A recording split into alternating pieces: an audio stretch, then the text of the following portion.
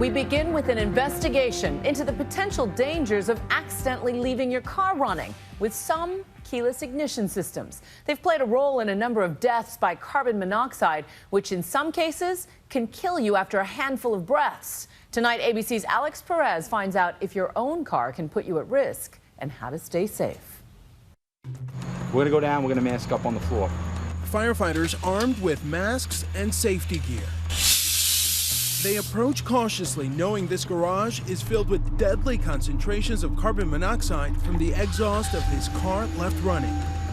It's a frightening demonstration, but in real life, it can have tragic results. Investigators have confirmed 12 deaths since 2009 that are linked to carbon monoxide poisoning from cars with keyless ignition that had been accidentally left running. Recently among them, Pasquale and Rina Fontanini of Illinois.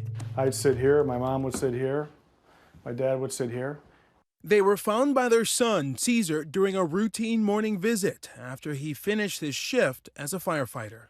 I saw my dad laying about 4 feet down on the main entrance by the garage door. In that moment, you must have wondered what's going on. I thought my dad had cardiac arrest. Pasquale had collapsed from carbon monoxide poisoning. Upstairs, Rina in the same condition. Hours earlier, they had accidentally left their car running in their attached garage. To walk in and have to deal with that, to see that? It's etched in your brain for the rest of your life.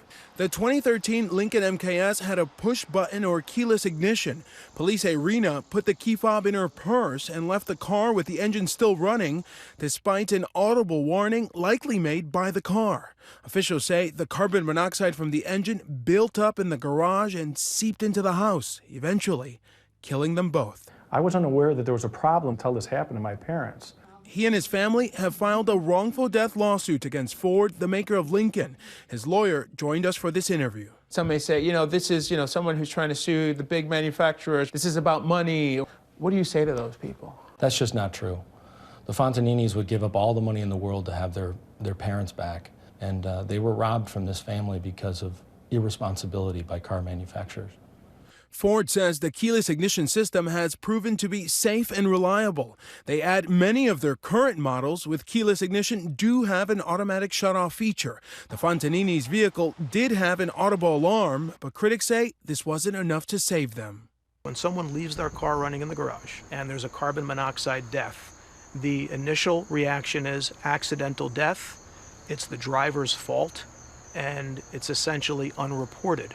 Noah Kushlefsky is a lawyer who represented several victims and their families. Once we know that there's a mistake that a user is making, that a driver is making, and we know it's a mistake that's going to be made again and again and again, you no longer can push the responsibility off of a person making a common mistake.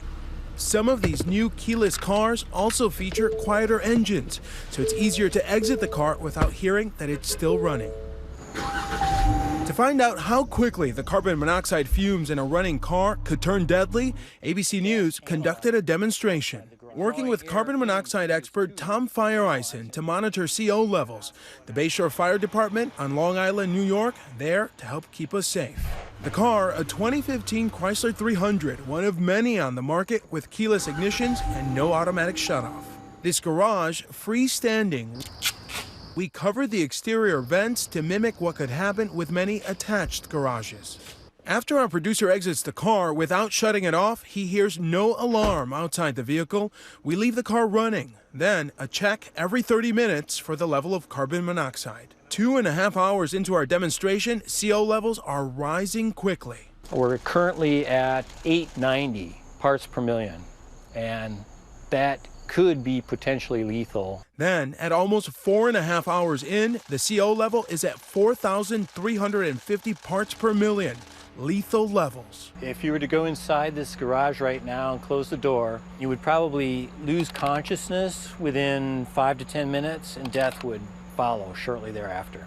At this point, the fire department too worried about the danger to continue, so we stopped the demonstration. We've seen things up in the high thousands. You're talking about 4,000 ppms. That's in such a small area too. It would be sudden onset of symptoms, and you'd be in death within minutes. For the Chrysler in our demo, there are alerts inside the car, but critics say that's not much use if no one is in the car. Chrysler tells us its cars meet or exceed all applicable federal safety standards. Most cars do have some kind of visual or audible alert when you leave the car, and some, like this newer Lincoln 2015 MKS, have an automatic shutoff. Critics say that's what all cars should have.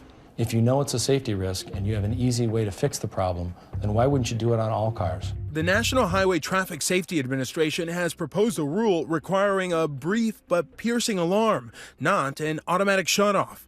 The Alliance of Automobile Manufacturers, which represents 12 automakers, has been opposed to the proposed NHTSA rule, saying after it was first introduced in 2011 that no rationale has been offered for concluding that the proposed audible alarms would actually reduce the identified risks of carbon monoxide poisoning or rollaway.